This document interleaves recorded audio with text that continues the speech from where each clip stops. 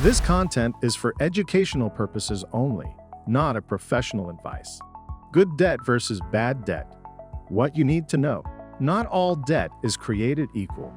Some debts can build your future, while others can drain your wallet.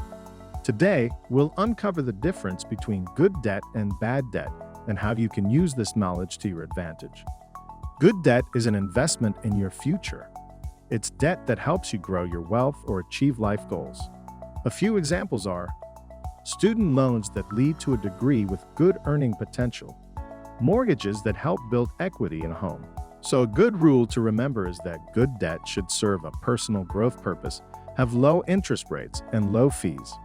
Bad debt, on the other hand, drains your resources without adding long-term value. Some common examples are credit card debt, especially when it's used for non-essentials needs and not repaid fast. Payday loans with sky-high interest rates. Car loans for vehicles that depreciate quickly.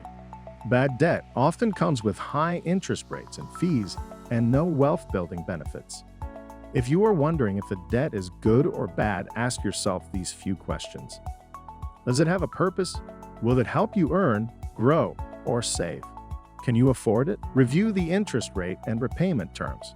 Is there a better alternative? Could you save for this expense instead? Debt isn't inherently bad. It's how you use it that matters. With the right strategy, you can leverage good debt and avoid the pitfalls of bad debt. WeFi's mission is to help everybody achieve their financial goals.